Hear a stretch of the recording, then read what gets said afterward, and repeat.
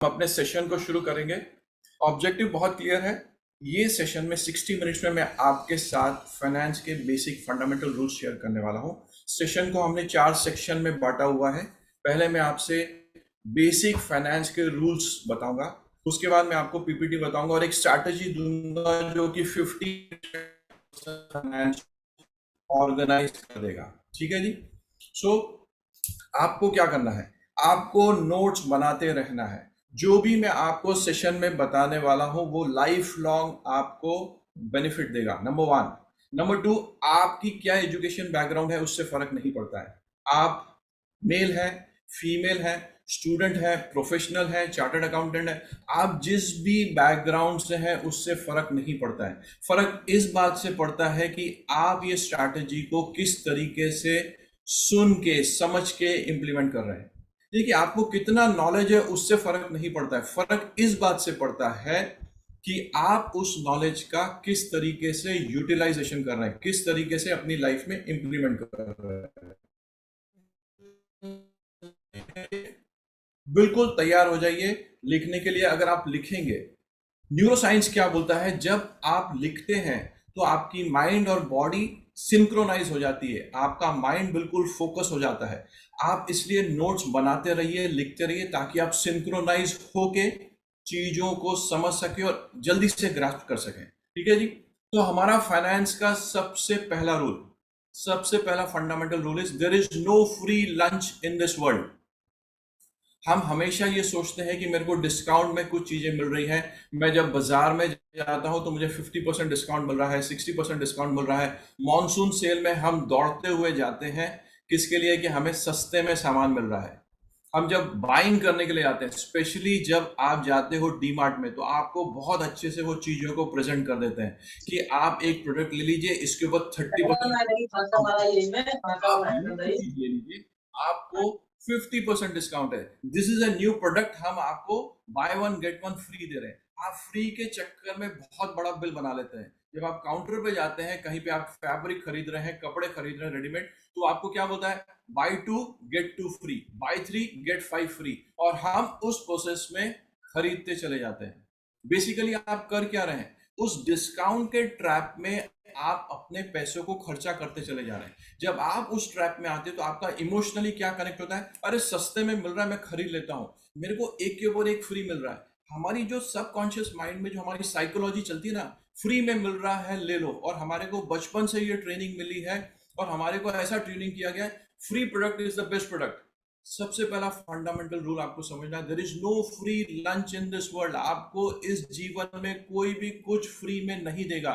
तो जब भी आज के बाद आप बाजार में जाएंगे तो आपको क्या करना है? जहां पे भी डिस्काउंट है रुक जाइए, जहां पे bye one get one free है बिल्कुल मत जाइए। आपको ये समझने की जरूरत है, जो डिस्काउंट में सामान बेचा जाता है वो इसलिए बेचा जाता है क्योंकि ये प्रोडक्ट बाजार में बिक नहीं रहा है। नंबर 1, आइदर वो सेकंड ग्रेड का क्वालिटी का प्रोडक्ट है, मतलब सेकंड सेल है, सब स्टैंडर्ड है, या वो स्टॉक क्लियरिंग का प्रोसेस कर रही है कंपनी। देखिए, कंपनी जो मैन्युफैक्चर करती है प्रोडक्ट, उसको अपना माल बेचना है। पहली चीज, उसका माल जब बिकता नहीं है तो मार्केट में डंप करना शुरू कर देते हैं। ठीक है जी। तो डंप कैसे करेंगे? आपको डिस्काउंट देंगे और हम लोग फटाफट दौड़ के जाते हैं, डिस्काउंट के चक्कर में सामान खरीदते चले जाते हैं। जब आप इस प्रोसेस में सामान खरीदते हैं तो आपका जो फाइनेंस का मंथली बजट है आप उसको भूल जाते हैं। बिकॉज आपको क्या अट्रैक्शन दिखता है? मेरे को डिस्काउंट मिल रहा है, मेरे को ज्यादा से ज्यादा सामान मिल रहा है कम से कम दाम में। सो जब भी नेक्स्ट टाइम आप किसी शॉप में पाँव रखते हैं डिस्काउंट के नाम पे सामान खरीदने के लिए, तो आपको अपने सबकॉन्शियस माइंड को ट्रेन करके ये समझाना है यहाँ पे कुछ भी डिस्काउंट नहीं है। जब भी मैं कुछ सामान खरीदूंगा, खरीदूंगी, तो मुझे इस चीज का ध्यान होना चाहिए कि मेरे को ऑलरेडी इसकी प्राइस पे करने वाली है। आपको कुछ भी खर्चा करने से पहले अपने मंथली बजट का ध्यान रखना है। सो नेक्स्ट टाइम जब भी आप डी मार्ट में जाते हैं, लिस्ट बना के जाइए आपको कौन सा सामान खरीदना है, कौन सा नहीं खरीदना है, और उसी सेक्शन में जाइए जो सामान आपको खरीदना है। हम अक्सर देखते हैं वीकेंड्स पे जाके लोग भाग मॉल में क्या करते हैं? विंडो शॉपिंग करते हैं। विंडो शॉपिंग के नाम से आप घर से निकलते हो और जब आपकी घर में वापसी होती है आप लगभग 6 7 8 हज़ार का खर्चा करके आते हो। आपने शर्ट खरीद ली, ड्रेस खरीद लिया, फूड कोर्ट में जाके आपने खाना खा लिया। ये जो 8 से 10 हजार रुपए आप खर्चा कर रहे हैं, this is unexpected expenditure on your monthly budget. आपका मंथली बजट में से ये 8 हजार 10 हजार रुपए सेल्स वालों ने, कंपनी वालों ने, फूड कोर्ट वालों ने अपना प्रोडक्ट अच्छे से डिस्प्ले करके पैसे निकाल लिए हैं। So the first thing in the world, first principle of finance is there is no free lunch in this world. सो आज के बाद कभी भी डिस्काउंट का आपको बैनर कहीं पे भी आपको दिखता है buy one get one free, buy two get three free, please उसको आप भूल जाइए। आपको उसकी तरफ ध्यान नहीं देना है। सो जब भी आप कुछ खरीदें, अपने सबकॉन्शियस को बहुत क्लियरली इंडिकेशन दीजिए, क्या मैं ये डिस्काउंट का माल खरीद रहा हूँ, क्या ये स्टॉक क्लियरेंस है, क्या ये मेरे फाइनेंशियल बजट में आता है, क्या मुझे ये ड्रेस खरीदने की जरूरत है, क्या ये ट्राउजर 3 हजार के वर्थ की है कि नहीं है। सो आज के बाद द फर्स्ट रूल स्टैंड्स, हम डिस्काउंट में सोच समझ के पाँव रखेंगे। अगर मेरा बजट मेरे को अलाउ करता है तभी मैं सामान खरीदूंगा, खरीदूंगी, नहीं तो नहीं खरीदूंगी। First rule is there is no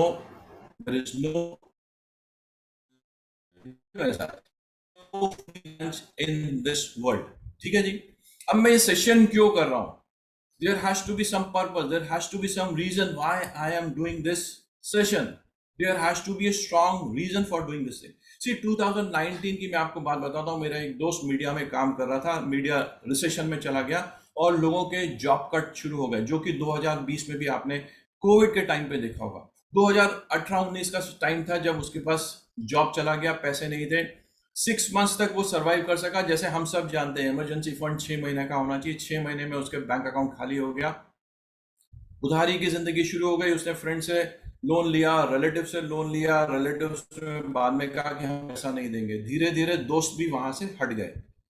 time इतना आ गया कि उसके पास खाने के पैसे नहीं थे। भाभी ने जॉब शुरू कर दिया स्कूल में, बच्चे की एजुकेशन फ्री हो गई क्योंकि वो टीचर थी। मात्र 6 हजार रुपये मिलता था। भोपाल शहर की बात बता रहा हूँ।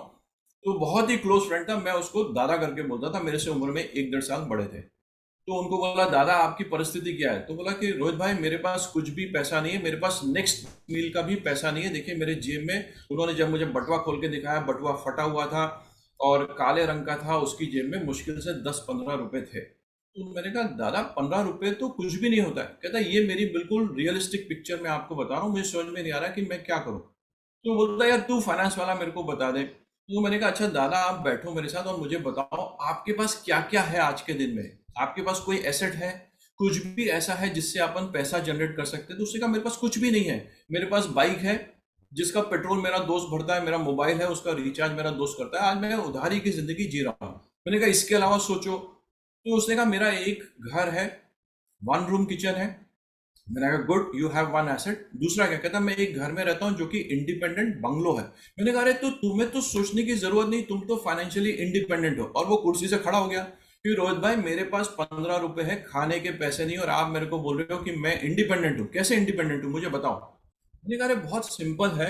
हम क्या करते हैं, हम आपकी दोनों प्रॉपर्टी को बेच देते हैं। ये दोनों प्रॉपर्टी आप बेचोगे तो आपको लगभग 70-80 लाख रुपए आ जाएंगे।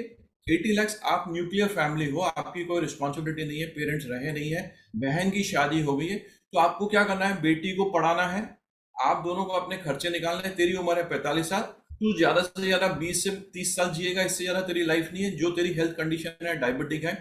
सो अगर आपके पास 80 lakhs आते हैं जिसको आप बैंक में रखते हो, या हम कोई अलग अलग इंस्ट्रूमेंट में निवेश करते हैं, तो आपका जो घर का खर्चा इंटरेस्ट से चल सकता है, डिविडेंड से चल सकता है, या जो भी रिटर्न उस पर आएगी, आपको कमाने की जरूरत ही नहीं है।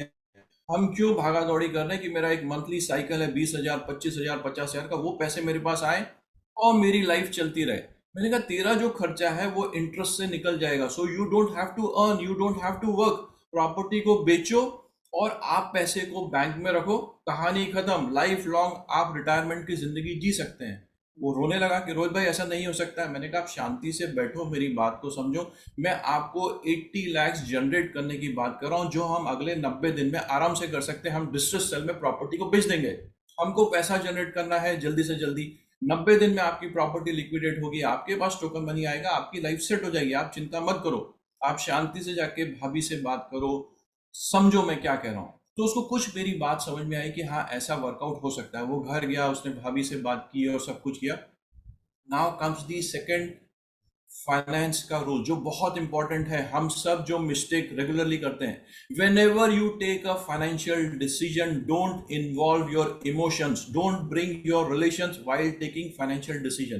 तो मेरे को दादा ने आके बोला, रोहित भाई मैं घर नहीं बेच सकता हूं, मैं घर बेच के फुटपाथ पे आ जाऊंगा। मैंने कहा दादा, हम सेल्फ ऑक्यूपाइड प्रॉपर्टी से निकल के हम लीज प्रॉपर्टी में जा रहे हैं। सिर पे छत है, हम उसको रेंट दे रहे हैं। It is a commercial transaction. आप ये मत सोचो ये मेरा है या उसका है। इस समय हमें फाइनेंशियल क्राइसिस से निकलना है और हमें ये देखना है कि हम किस तरीके से अपने फाइनेंस को मैनेज कर सकते हैं। और तुम्हारी जो फ्रेजाइल हेल्थ है, डायबिटीज हो, तुमसे अब कोई जॉब नहीं मिल रहा है, तुम आउटडेटेड हो चुके, तुम्हारा नॉलेज खत्म हो चुका है, प्रेजेंट सिनेरियो में आपको एक कॉर्पस फंड चाहिए जो आपका घर का खर्चा चला सके, बेटी को एजुकेट कर सके और बेटी की शादी हो सके। सो मैं आपको बहुत सिंपल तरीका बता रहा हूं, आपको किसी के आगे भीख मांगने की जरूरत नहीं है, लोन लेने की जरूरत नहीं है। आप अपनी प्रॉपर्टी को लिक्विडेट करो। 80 lakhs is a very good amount in Bhopal city to run your house for next 30-40 years. Very simple. अगर आप ऐसा कर लेते हो तो काम हो जाएगा। दादा बोला मैं नहीं ले सकता क्योंकि ये डिसीजन वो अपने इमोशंस के साथ मिलके ले रहे थे। 2019 में मेरे को देर रात को एक फोन आया, उसमें मेरे को बताया गया कि मेरे मित्र देव ज्योति बासु ने सुसाइड कमिट कर लिया क्योंकि वो डिसीजन नहीं ले पाए और उनके पास पैसे नहीं थे खाने के लिए, और उन्होंने अपने जीवन को समाप्त कर दिया ये सोच के कि ये इजी वे आउट है। और मैं ये सोचता रहा कि ये क्या कर लिया दादा ने, अपनी लाइफ को खत्म कर लिया। मैं जबकि उसको दूसरा रास्ता बता रहा हूं। You are financially free, you have 80 lakhs in your kitty. जब जब आप कोई फाइनेंस का डिसीजन लेंगे इमोशंस को इन्वॉल्व करके, आप लॉस करेंगे ही करेंगे। सो जब भी आप कोई डिसीजन फाइनेंस का लेते हैं, अपने इमोशंस को बाजू रख दीजिए। या तो इमोशंस की बात कर लीजिए या फाइनेंस की बात कर लीजिए। हम जब फैमिली डिस्प्यूट देखते हैं तो डिस्प्यूट क्यों होता है? क्योंकि हम सब उसमें अपने रिलेशंस को इन्वॉल्व कर देते हैं, अपने इमोशंस को इन्वॉल्व कर देते हैं। आप गाड़ी लेने के लिए जाते हैं, मुझे गाड़ी का कलर अच्छा लगा, बड़ा था, तो मैंने वो गाड़ी खरीद ली। गाड़ी ऐसे नहीं खरीदी जाती, गाड़ी खरीदी जाती है आपके फाइनेंशियल बजट को देखते हुए। अगर आप 8 लाख की गाड़ी खरीद सकते तो आप 8 लाख की ही गाड़ी खरीदेंगे, एक 12 लाख 15 लाख का एसयूवी की तरफ देखेंगे भी नहीं। सो जब जब आप फाइनेंस के डिसीजन इमोशंस को लेके करेंगे, आपको नुकसान होने ही वाला है। So second finance rule is never take a financial decision based on your emotions. ठीक है जी। Now third very important rule of finance, third important rule is, हम सब ने सुना हुआ है कर्मा। ये लाइफ एक कर्मा है। आप whatever you do it will come back to you, multifold में आएगा या कुछ भी आएगा। So third important rule is Karma.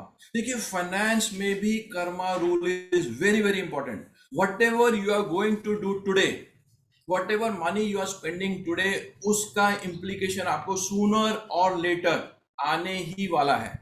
Sooner और लेटर आने वाला है। कैसे आने वाला है? आज आपने कोई बड़ा खर्चा कर दिया, आज आप वेकेशन पे चले गए, आपने बड़ा खर्चा कर दिया, ठीक है जी। आप 1 लाख 2 लाख 5 लाख की वेकेशन बना के आए। जब आप ये 5 लाख की वेकेशन बना के आते हैं, इंटरनेशनल टूर मार के आते हैं, तो क्या होता है, आप या तो वो इंटरनेशनल टूर ईएमआई पे करते हैं, क्योंकि आपको हर चीज के लिए ईएमआई मिलता है हिंदुस्तान में। तो आपको ईएमआई पे आपने किया और आप अगले 1 साल 1.5 साल 2 साल तक उसका ईएमआई भरते रहेंगे। नंबर 1। नंबर 2, आपने वो 5 लाख रुपए अगर ईएमआई पे नहीं लिए तो आपने अपने टर्म डिपॉजिट से निकाला है, आपने अपने म्यूचुअल फंड को लिक्विडेट किया है, आपने किसी ना किसी एसेट क्लास को लिक्विडेट करके वेकेशन बना के है। वेकेशन हो सकता है 1 हफ्ते का हो, 10 दिन का हो, 15 दिन का हो। सिंपल 15 डेज में आपने ये 5 लाख का अमाउंट खर्चा कर दिया है। तो इसका इफेक्ट कहाँ आएगा? आपका एसेट क्लास कम हो जाएगा, नंबर 1। अगर आज आप इसको सोचेंगे नहीं, आंख बंद कर लेंगे, तो क्या होगा? आपका जो रिटायरमेंट कॉर्पस फंड है वो कम हो जाएगा। अगर आपने सोचा है कि मेरा रिटायरमेंट कॉर्पस फंड 10 करोड़ का होना चाहिए, सो 10 करोड़ में ये 5 लाख रुपए कम हो गए। जब आप कंपाउंडिंग की बात करते हैं तो ये 5 लाख को अगर आप लॉन्ग टर्म विजन में देखते हैं तो आपका कॉर्पस फंड बहुत बड़े अमाउंट से नीचे आ जाएगा। सो whenever you take any financial decision, whether it is a small or a big, number की बात नहीं है। आप बाजार में जाके 500 रुपए खर्चते हैं या 5,000 खर्च करते हैं, बात इस है कि ये जो आप अमाउंट स्पेंड कर रहे हैं उसका बेनिफिट आपकी लाइफ में क्या होने वाला है? आप अपने एंटरटेनमेंट में खर्च कर रहे हैं, आप उसको किसी को शो ऑफ करने के लिए खर्चा कर रहे हैं, आपका पर्पस क्या है इस पैसे को खर्च करने के लिए? जब तक आपका पर्पस आपको क्लियर नहीं है कि ये पैसा आप क्यों खर्चा कर रहे हैं, तब तक पैसे को खर्च मत कीजिए। You need to understand the purpose why you are spending the money. कई बार क्या होता है, बाजार में जाके लोग बाग खर्चा इसलिए करते हैं क्योंकि मेरे पड़ोस वाले के पास वो सोफा है तो मुझे उससे बेटर सोफा चाहिए, मेरे पड़ोस वाले के पास गाड़ी है तो मेरी गाड़ी उससे बड़ी होनी चाहिए। हम अक्सर इस रैट रेस में लगे रहते हैं कि I should be one step ahead of my neighbour, one step ahead of my brother और सिस्टर। हम हमेशा कंपटीशन ही करते हैं, हम ये नहीं सोचते कि भाई मैं इसको अफोर्ड कर सकता हूं कि नहीं कर सकता हूं। ठीक है जी। So you need to understand very clearly whatever you are spending today, it will have some kind of karma effect in coming days on your retirement corpus fund. ठीक है जी। सो आज के बाद जब भी खर्चा करें, कुछ भी पैसा खर्चा करें, ticket size is not important, the fundamental rule should be very clear why I am spending the money, whether I am going to get any benefit out of it और नॉट। ठीक है जी। तीन रूल हो गए हमारे। हमने तीन चीजें क्या देखी? There is no free lunch, number one rule. Number two is whenever we take any financial decision, please don't involve your emotions, don't involve your relations. Two. Number three is rule of karma. Whatever you do, you will have some implication on your financial budgets. ठीक है जी, बिल्कुल clear है। आप जब जब कोई wrong financial decisions लेंगे उसका आपको भुगतान करना पड़ेगा, उसकी पेनल्टी आपको देना पड़ेगी। आप बोलोगे मेरे को चलता है, नहीं, कुछ नहीं होता। आप हम सबके लिमिटेड सोर्स ऑफ इनकम है, आप उसमें से जो भी खर्चा करेंगे कहीं ना कहीं उसका इम्पैक्ट आने ही वाला है। क्लियर है? तीन चीजों पे। Now the fourth rule is, हम सब ट्रैवल करते हैं, हम जब भी ट्रैवल करते हैं तो हमको क्या बोलते हैं? आप जब एयरवेज में जाते हो तो क्या बोलते हैं? डोमेस्टिक ट्रैवल है, weight restriction is 15 kg, cabin is 7 kg, उससे ज्यादा लेके जाना है तो आपको चार्जेस देने पड़ेंगे। जब आप रेलवेज में जाते हैं उस पर भी वेट का रिस्ट्रिक्शन होता है, लेकिन हम हिंदुस्तानी लोग पूरा घर लेके चलते हैं। क्या होता है जब आप सामान लेके जाते हो, आपने ट्रेन में तो चढ़ा दिया, जब आप ट्रेन से उतरते हो, जब आपको अपना लगेज उठा के जाना पड़ता है तो आप क्या बोलते हो? नेक्स्ट टाइम मैं इतना सामान लेके नहीं आऊंगी, नहीं लेके आऊंगी, क्योंकि मेरे से मेरा सामान नहीं उठाया जाता है। हम आजकल ट्रॉली के बैग्स यूज करते हैं, कंफर्टेबल लाइफ लेना चाहते हैं। इवन दो हम वेकेशन पे जाके अलग अलग ड्रेस पहनना चाहते हैं, बट हमारी हेल्थ हमको सपोर्ट नहीं करती है या हम उतना वेट नहीं उठा पाते, तो हम क्या बोलते हैं? ट्रैवल लाइट, कम से कम कपड़े लेके जाओ, मैं आराम से अपना एक सूटकेस लेके जाती हूँ, सामान अपना उठा लूंगी, मेरे को पोर्टर ढूंढने की जरूरत नहीं है। पोर्टर जब भी लेते हैं वो इतना पैसा मांगते हैं, लास्ट में पैसा देने के बाद भी झगड़ा करता है, पब्लिकली हमको एम्बेरसमेंट होता है।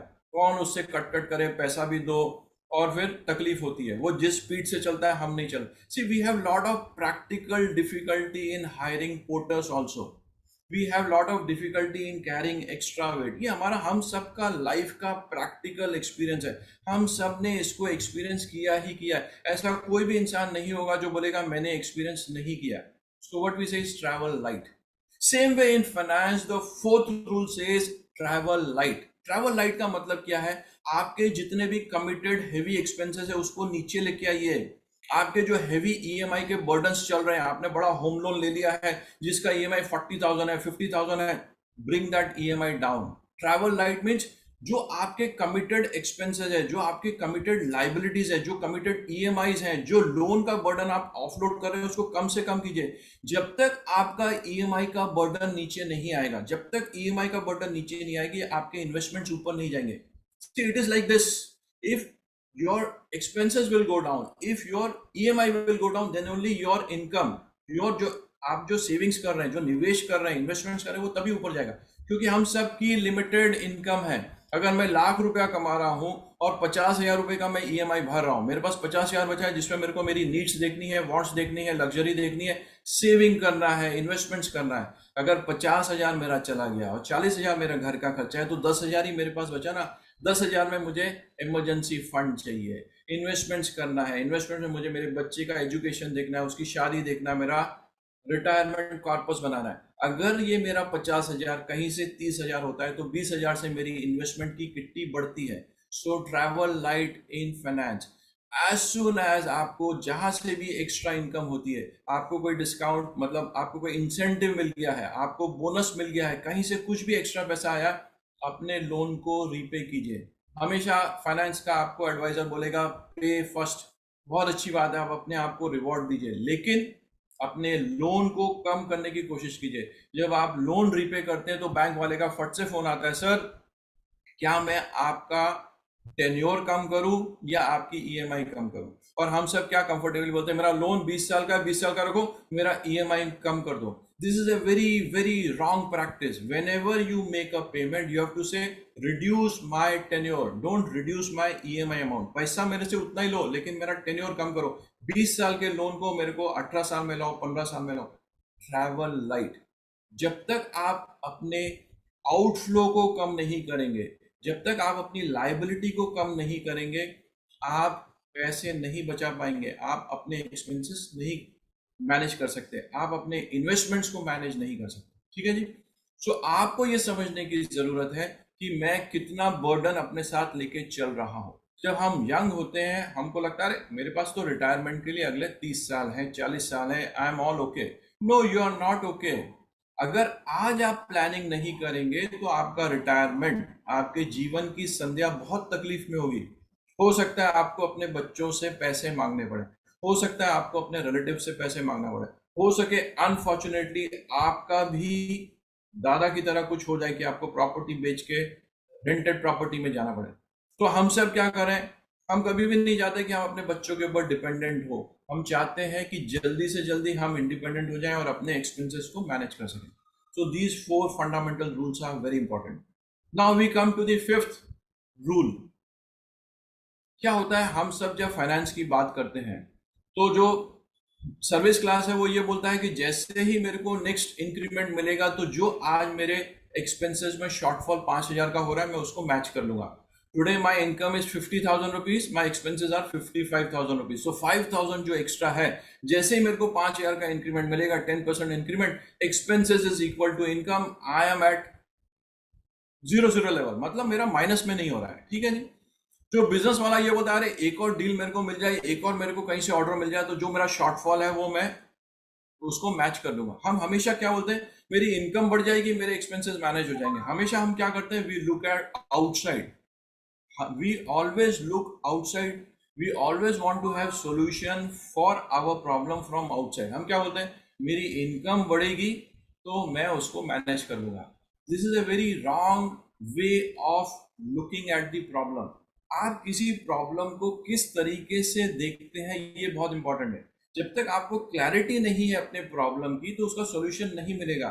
जब हम डॉक्टर के पास जाते हैं वो आपकी नब्ज चेक करता है, सबसे पहले आपके पल्स को समझने की कोशिश करता है, आपको चेक करता है, एक्सटर्नल चेक करता है, आपसे सिम्टम पूछता है, खाना ठीक से खा पा रहे हो, डाइजेशन हो रहा है, नींद आ रही है, कुछ उसके फिक्स पैरामीटर होता है, उसको समझता है। Then he draws a conclusion, based on that वो आपका मेडिकल का प्रिस्क्रिप्शन आपको देता है, आपका मेडिकेशन शुरू होता है, आपका डाइट प्लान बनता है। ठीक है जी। तो शुरुआत आपकी एनालिसिस से होती है। सो आपके फाइनेंस को, आप जो प्रॉब्लम को बाहर ढूंढने की कोशिश कर रहे हैं, इंट्रोस्पेक्शन शुरू कर दीजिए। आपकी लाइफ में जो भी फाइनेंस की प्रॉब्लम है वो बाहर उसका सॉल्यूशन नहीं है, उसका सॉल्यूशन आपको अंदर ही ढूंढना है। 5th rule is very important, which says is start doing introspection about your finance. Try to understand what are your spending patterns. Try to understand what is your relation with money. आप पैसे को किस तरीके से खर्च कर रहे हैं। जब पैसा आता है तो आप क्या करते हैं, नेक्स्ट डे जाके लेट अस हैव पार्टी, और पार्टी में आप 2,000 रुपया खर्चा करके आते हैं। आप जाके अपने जितने भी है, you buy best fruit in the market, you buy the best grocery, you buy the best vegetable. ये जो आपका प्रोसेस चलता है, 19 तारीख तक आपकी सैलरी 0 हो जाती है। 20 तारीख से आपकी उल्टी गिनती शुरू होती है, 20, 21, 22, सैलरी तो आने वाली है 1 तारीख को, 5 तारीख को। 95% of employ category in India, उनका स्टेटस यही होता है कि उनकी सैलरी 19 तारीख तक खत्म हो जाती है, 20 तारीख तक खत्म हो जाती है। उसके बाद उनका क्रेडिट कार्ड चलता है, उसके बाद वो सारे अपने एक्सपेंसेस को डिफर करना शुरू करते हैं। अरे मैं क्रेडिट कार्ड क्या करता हूँ, खरीद लेता हूँ, जरूरी है, बाद में उसका ईएमआई में पे कर दूंगा, या मेरे को तो एक महीने का क्रेडिट मिलता है। आप अपने सबकॉन्शियस माइंड को क्या ट्रेन कर रहे हो? अरे तू खर्चा करते रहना, ईएमआई में कन्वर्ट कर लेंगे, लोन में कन्वर्ट कर लेंगे। तो हम क्या कर रहे हैं, खुद ही अपने माइंड को ऐसा ट्रैप कर रहे हैं, खर्चा करो, मैनेज करेंगे। हम अपने सबकॉन्शियस माइंड को ये बोल ही नहीं रहे। I need to understand how much money I am earning, how I am going to spend that money, और मैं उसको कैसे मैनेज करूंगा। Very simple. फाइनेंशियल फ्रीडम का जो फंडामेंटल रूल क्या है, it is not important money you earn. Finance में सबसे important thing is how you spend your money, that is the most important thing. How much you are earning, that is not important. The most important thing is whatever you are earning, how you are going to utilize that money. आप अपने पैसे का किस तरीके से इस्तेमाल करते हैं, आप कैसे उसको यूटिलाइज करते हैं, वो बहुत इंपॉर्टेंट है। ठीक है जी। So we revise all the 5 fundamental rules of finance. Number 1, there is no free lunch. Okay. Number 2, whenever you take any financial decision, please don't involve your relation, don't involve your emotions. Clear? Number 3 is rule of karma. Whatever you do today with your finance, you have to pay the price, you have to face the consequences. Number 3. Number 4 is travel light. आपके जितने भी expenses है, committed heavy expenses है, उसको नीचे लेके आइए, EMI को नीचे लेके आइए। इसलिए हम क्या बोलते हैं, we want to become loan free. जब जब आप लोन फ्री होंगे, आपकी इन्वेस्टमेंट करने की कैपेसिटी बढ़ जाएगी। Rule 5 is start introspection. आप जो भी कर रहे हैं, समझने की कोशिश कीजिए कि आपके पैसे किस तरीके से आप खर्चा करें। आप हमेशा फोकस बाहर की तरफ करते हैं कि मैं तो बाहर चले जाऊंगा, मेरी इनकम बढ़ेगी, तो मैं क्या करूंगा, मैच कर लूंगा। अब हम वहां से निकल के आज के बाद इंट्रोस्पेक्शन करेंगे कि मैं अपने पैसों को किस तरीके से खर्चा कर रही हूँ, कर रहा हूँ, ताकि हम तो उसको ठीक से मैनेज कर सकें। अच्छा, अब ये सब तो हमने बिल्कुल बेसिक फंडामेंटल की बात कर ली।